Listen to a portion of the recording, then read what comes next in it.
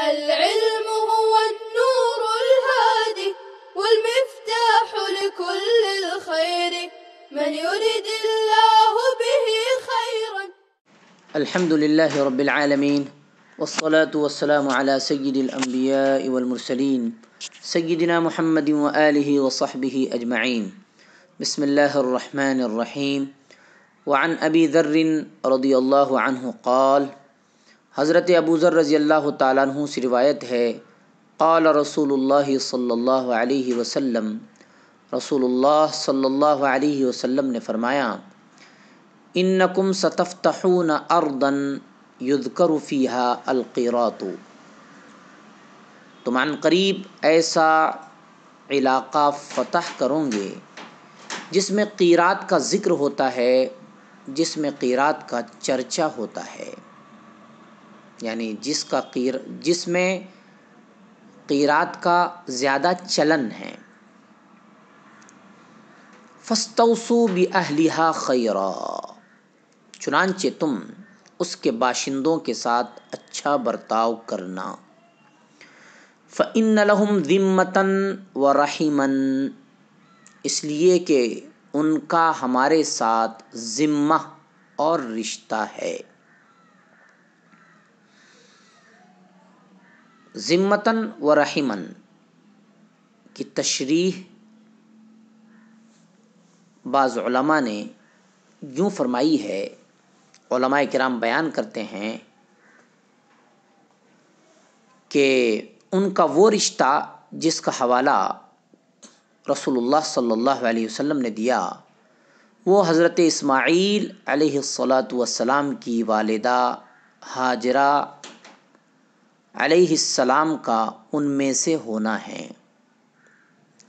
اور سسرالی تعلق کا مطلب رسول اللہ صلی اللہ علیہ وسلم کے صاحبزادے ابراہیم رضی اللہ عنہ کی والدہ حضرت ماریہ قبطیہ رضی اللہ عنہا کا ان میں سے ہونا ہے. تو گویا ذمتاً سے یہ بتایا کہ حضرت اسماعیل علیہ السلام کی والدہ ہاجرہ علیہ السلام کا اہل مصر سے تعلق ہے، اور صہرن سے بتایا کہ حضرت ابراہیم رضی اللہ عنہ کی والدہ حضرت ماریہ قبطیہ رضی اللہ عنہا کا اہل مصر سے تعلق ہے. بہرحال گویا اہل مصر سے رسول اکرم صلی اللہ علیہ وسلم کا سسرالی تعلق بھی تھا، اور حضرت ہاجرہ علیہ السلام کے واسطے سے بھی تعلق تھا. حدیث پاک میں قیراط کا ذکر آیا. یہ دینار و درہم کی طرح ایک سکہ اور ان کا ایک جز تھا. دانق درہم کے چھٹے حصے کو کہا جاتا ہے. قیراط دانق کا نصف ہے. مصر میں اس کا استعمال عام اور بول چال میں بھی اس کا چلن تھا. حدیث پاک میں ذمتاً لفظ آیا ہے، معنی ہے حق اور حرمت. اس میں رحم اور سسرالی تعلق کی بنا پر اہل مصر سے حسن سلوک کی تاکید ہے. گویا آپ صلی اللہ علیہ وسلم نے فرمایا کہ اہل مصر سے میرا دو اعتبار سے تعلق ہے. ایک تو حضرت ہاجرہ علیہ السلام کے واسطے سے، اور دوسرے حضرت ماریہ قبطیہ رضی اللہ عنہا کے واسطے سے. اس لیے اس حدیث پاک کو صلہ رحمی کے باب میں بیان کیا گیا ہے. حدیث پاک میں نبی صلی اللہ علیہ وسلم کا معجزہ ہے کہ آپ نے جس طرح پیش گوئی فرمائی اسی طرح ہوا، اور آپ کی وفات کے تھوڑے عرصے بعد ہی مصر پر مسلمانوں کی حکومت قائم ہو گئی. وعن ابی ہریرہ رضی اللہ تعالی عنہ قال حضرت ابو ہریرہ رضی اللہ تعالیٰ عنہ سے روایت ہے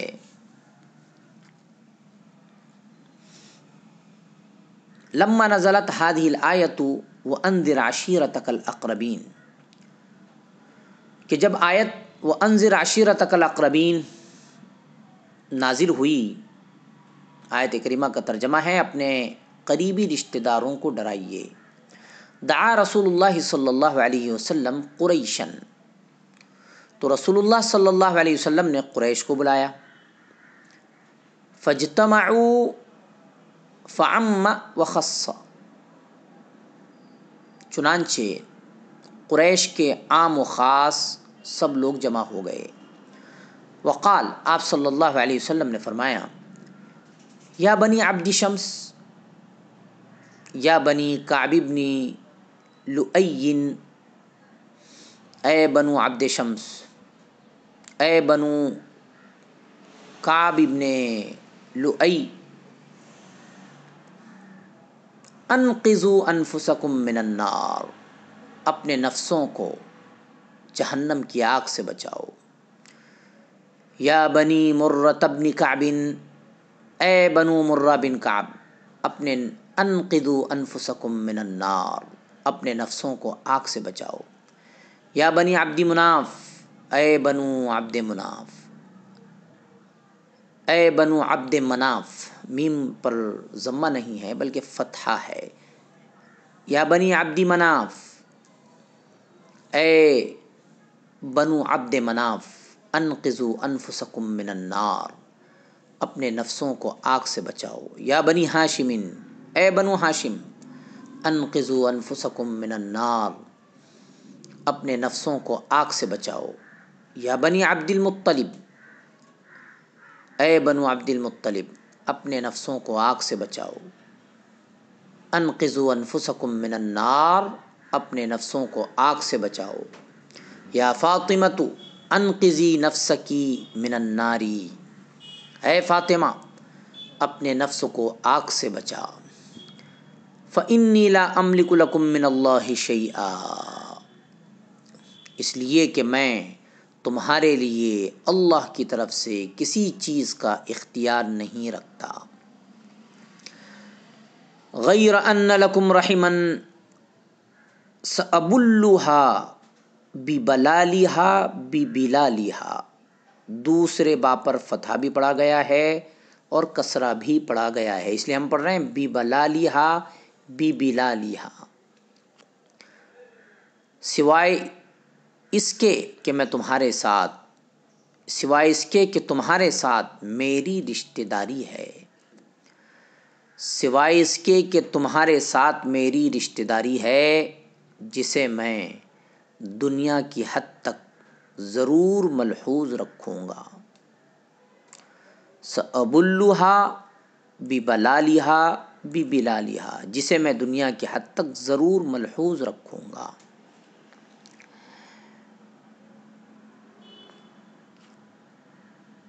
ببلالها، جیسا کہ ہم نے بتایا کہ دوسری با پر زبر اور زیر دونوں طرح صحیح ہے، اور بلال بلال کے معنی ہے پانی، اور مطلب حدیث کا ہے کہ میں رشتہ داری ضرور قائم رکھوں گا.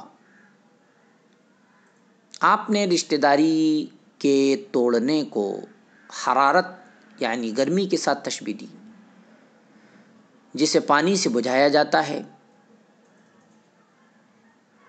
اور اس قطع رحمی کو بھی صلہ رحمی سے ٹھنڈا کیا جاتا ہے. فوائد حدیث، معلوم ہوا کہ قیامت والے دن حسب و نسب کام نہیں آئیں گا، حتیٰ کہ نبی صلی اللہ علیہ وسلم سے قرابت داری بھی نفع نہیں دیں گی. وہاں صرف ایمان اور عمل صالح کی بنیاد پر نجات ہوگی. جن کے حق میں شفاعت کی اجازت ہوگی، اور نبی اکرم صلی اللہ علیہ وسلم اور دیگر صالحین جن کے لیے شفاعت کریں گے، وہ بھی گناہگار اہل ایمان ہی ہوں گے، نہ کہ ایمان و عمل صالح سے محروم کافر و مشرک. ان کے لیے یعنی ان کے لیے نہ نجات ہوگی نہ شفاعت. یعنی کافر و مشرک کے لیے نہ نجات ہوگی نہ شفاعت. حدیث پاک سے یہ بھی معلوم ہوا کہ دعوت و تبلیغ کے اولین مستحق اپنے قریبی رشتہ دار ہیں. پہلے انہیں اللہ کے احکام پہنچائے جائیں. نیز یہ بھی معلوم ہوا کہ رشتہ دار کافر و مشرک ہوں تب بھی رشتہ داری کے حقوق اور صلہ رحمی کے تقاضے پورے کیے جائیں. اور اس کا اولین حق اور اہم تر تقاضا یہ ہے کہ انہیں ایمانی زندگی اختیار کرنے کی تلقین کی جائے تاکہ وہ جہنم کی آگ سے بچ جائیں. صلہ رحمی کا صرف یہی مطلب نہیں ہے کہ دنیا کی حد تک تو حسن سلوک کریں لیکن اخروی اعتبار سے ان کے ساتھ کوئی خیر خواہی اور بھلائی کا معاملہ نہ کریں، بلکہ اگر کافر و مشرک رشتہ دار ہیں تو سب سے بڑی خیر خواہی یہی ہے کہ ان کو ایمان کی دعوت دی جائے اور انہیں ایمان قبول کرنے پر آمادہ کیا جائے.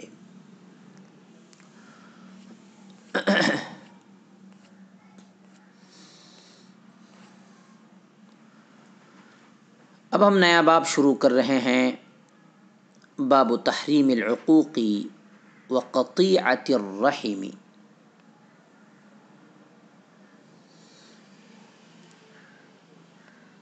ترجمہ ہے ماں باپ کی نافرمانی کرنا اور رشتہ داری توڑنا حرام ہے.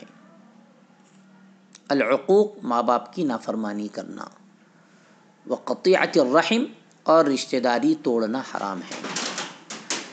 اعوذ باللہ من الشیطان الرجیم، بسم اللہ الرحمن الرحیم. قال اللہ تعالی، اللہ تعالیٰ کا ارشاد ہے، فَهَلْ عَسَيْتُمْ إِن تَوَلَّيْتُمْ أَن تُفْسِدُوا فِي الْأَرْضِ وَتُقَطِّعُوا أَرْحَامَكُمْ أُولَئِكَ الَّذِينَ لَعَنَهُمُ اللَّهُ فَأَصَمَّهُمْ وَأَعْمَى أَبْصَارَهُمْ. اللہ تعالیٰ نے فرمایا، پھر اے منافقو، تم سے یہی امید ہے کہ جب تمہیں اقتدار ملے تو زمین میں فساد پھیلاؤ اور رشتوں کو توڑ ڈالو.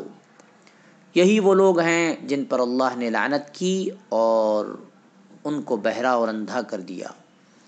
وقال تعالی، اور اللہ تعالیٰ نے فرمایا، جو لوگ اللہ کے عہد کو پختہ کرنے کے بعد توڑتے ہیں، والذین ینقضون عہد اللہ من بعد میثاقہ، جو لوگ اللہ کے عہد کو پختہ کرنے کے بعد توڑتے ہیں، ویقطعون ما امر اللہ بہ ان یوصل، اور وہ اس چیز کو کاٹتے ہیں جس کے جوڑنے کا اللہ نے حکم دیا ہے، ویفسدون فی الارض، اور زمین میں فساد پھیلاتے ہیں، اولئک لہم اللعنۃ ولہم سوء الدار، یہی لوگ ہیں جن کے لیے لعنت ہے اور ان کے لیے برا گھر ہے. وقال تعالی، اور اللہ تعالیٰ نے فرمایا، وقضى ربك الا تعبدوا الا اياه وبالوالدين احسانا، اور تیرے رب نے فیصلہ کر دیا ہے کہ تم صرف اس ایک رب کی عبادت کرو اور والدین کے ساتھ حسن سلوک کرو. اما يبلغن عندك الكبر احدهما او كلاهما فلا تقل لهما اف، اگر تمہارے سامنے ان میں سے کوئی ایک یا دونوں بڑھاپے کو پہنچ جائیں تو انہیں اف بھی نہ کہو. ولا تنہرهما، اور نہ انہیں ڈانٹو. وقل لهما قولا کریما، اور ان سے اچھی بات کہو. واخفض لهما جناح الذل من الرحمہ، اور اپنے بازو نرمی اور شفقت سے ان کے لیے جھکا دو. وقل رب ارحمہما کما ربیانی صغیرا، اور ان کے حق میں دعا کرو، اے میرے رب، اے میرے رب، ان پر رحم فرما جیسے انہوں نے بچپن میں مجھے پیار و محبت سے پالا.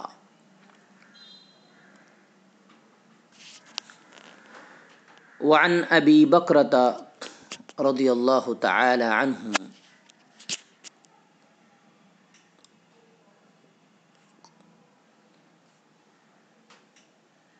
قال حضرت ابو بکرہ رضی اللہ تعالیٰ عنہ سے روایت ہے، قال رسول اللہ صلی اللہ علیہ وسلم، رسول اللہ صلی اللہ علیہ وسلم نے فرمایا، الا انبئکم باکبر الکبائر، الا انبئکم باکبر الکبائر،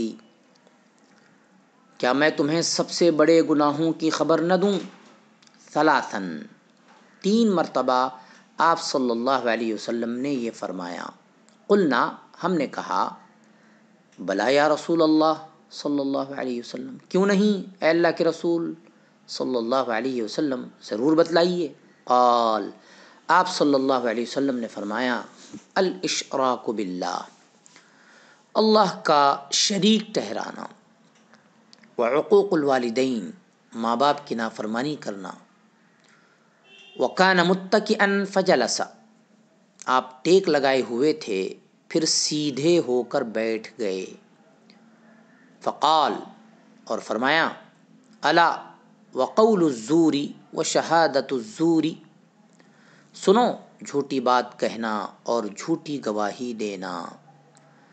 عبارت کا ترجمہ ختم ہو گیا۔ مفہوم یہ ہو رہا ہے کہ یہ بھی بڑے گناہوں میں سے ہیں۔ فما زال یکررها حتی قلنا لیتہ سکت، پھر آپ اس بات کو دہراتے رہے یہاں تک کہ ہم نے کہا کاش آپ خاموش ہو جائیں۔ فوائد حدیث، حدیث پاک میں چند کبیرہ گناہوں کا بیان ہے۔ کبیرہ گناہ کس کو کہتے ہیں ہم پہلے بتا چکے ہیں۔ مختصراً کبیرہ گناہ وہ ہے جس کے ارتکاب پر قرآن کریم یا حدیث شریف میں سخت وعید وارد ہو۔ اس کی تفصیل یوں ہے، نمبر 1، وہ کام کرنے والا حد کا مستحق ٹھہرتا ہو۔ نمبر 2، کرنے والے کو جہنم کے عذاب کی وعید سنائی گئی ہو۔ نمبر 3، اسے ملعون قرار دیا گیا ہو۔ نمبر 4، جس کام کے مرتکب کو کافر یا خارج از ملت قرار دیا گیا ہو۔ نمبر 5، کسی کام کے حرام ہونے کی نص ہو۔ نمبر 6، کسی گناہ پر اصرار بھی کبیرہ گناہ بن جاتا ہے۔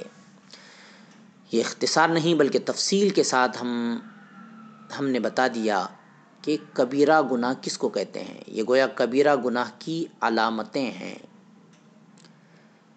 جس گناہ میں یہ علامتیں پائی جائے وہ گناہ کبیرہ ہے۔ بہرحال حدیث کا عنوان ہے ماں باپ کی نافرمانی کرنا اور رشتہ داری توڑنا، یہ سب حرام ہے۔ اس اعتبار سے حدیث پاک میں ماں باپ کی نافرمانی اور شرک کا ایک ساتھ ذکر کر کے واضح فرما دیا کہ یہ دونوں گناہ بہت ہی خطرناک ہے۔ اور اسی طرح جھوٹی بات اور جھوٹی گواہی کے ذکر پر تکیہ چھوڑ کر نبی صلی اللہ علیہ وسلم کا بیٹھ جانا اس بات کی طرف اشارہ کرتا ہے کہ آپ کے نزدیک ان کے اندر بھی بہت زیادہ شناعت و قباحت ہے۔ یعنی یہ دونوں چیزیں، شہادت، قول الزور، شہادت الزور، ان کے اندر بھی بہت زیادہ قباحت ہے، یعنی یہ بھی بہت بری چیزیں ہیں اور یہ بھی بڑے گناہ ہیں۔ اللہ تعالیٰ ان تمام گناہوں سے مسلمانوں کو محفوظ رکھے، آمین۔ اسی روایت کے بعض طرق میں ان گناہوں کو تباہ کرنے والے کہا گیا ہے، یعنی یہ خود انسان کو تباہ کر دیتے ہیں۔ اور یہ مفہوم بھی ہو سکتا ہے کہ انسان کے اعمال صالحہ کو تباہ کر دیتے ہیں۔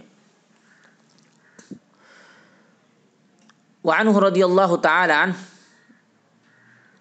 ان رسول اللہ صلی اللہ علیہ وسلم قال من الکبائر شتم الرجل والدیہ، حضرت عبداللہ بن عمرو رضی اللہ تعالیٰ عنہ ہی سے روایت ہے،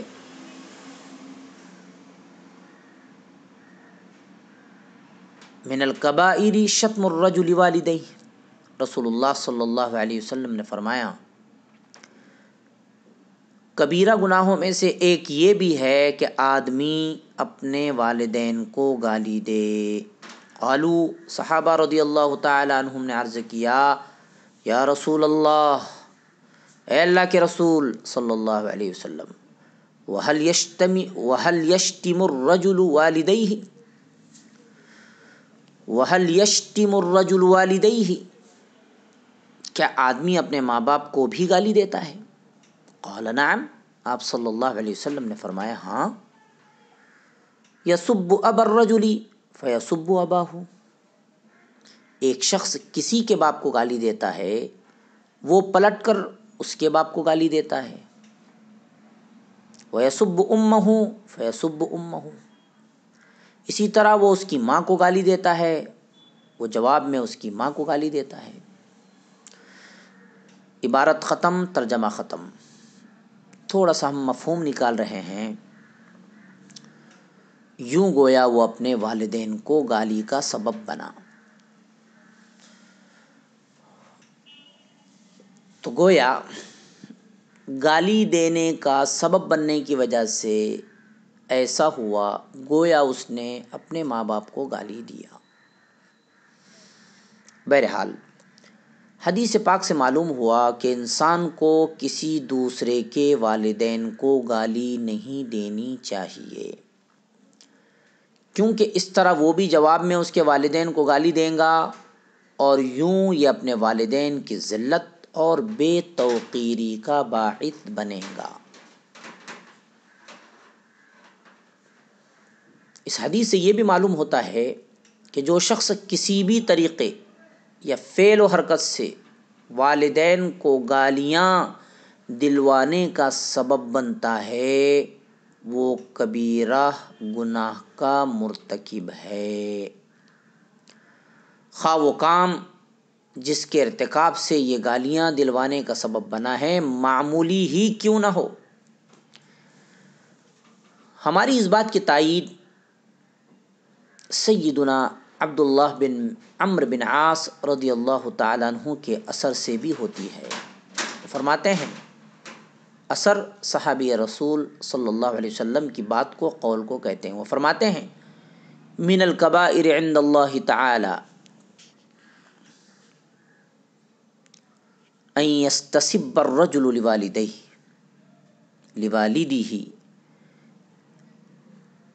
ان یستسب الرجل لوالدہ، کبیرہ گناہوں میں سے یہ بھی ہے کہ آدمی والدین کو گالیاں دلوانے کا باعث بنے۔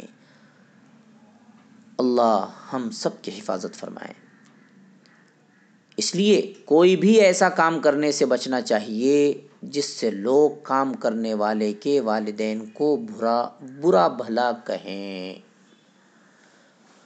صحابہ کرام رضی اللہ تعالیٰ عنہم نے رسول اکرم صلی اللہ علیہ وسلم کے اس فرمان آدمی اپنے والدین کو گالی دے پر تعجب کا اظہار کیا، جس سے معلوم ہوتا ہے کہ فطرت سلیمہ اس سے گھن کھاتی ہے، اور یہ اتنا برا فعل ہے کہ قبل از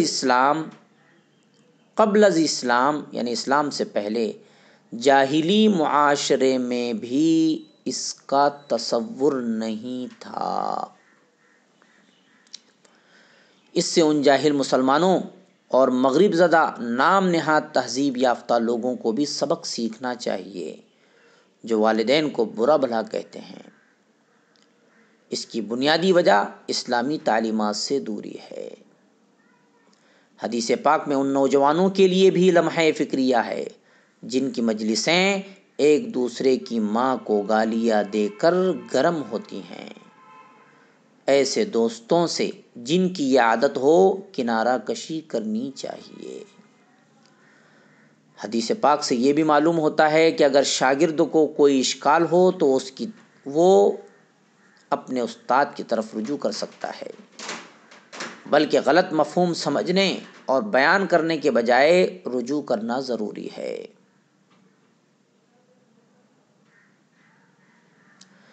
علامہ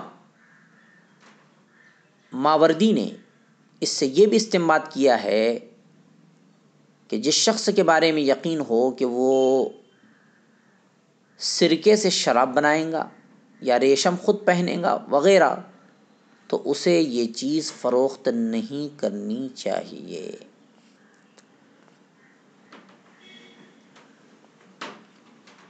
صلی اللہ تعالی علی خیر خلقہ سیدنا محمد وآلہ وصحبہ اجمعین برحمتک یا ارحم الراحمین۔ السلام عليكم. لا تنسوا الاعجاب بالفيديو والاشتراك في القناة تشجيعا لنا لنستمر بنشر المزيد إن شاء الله.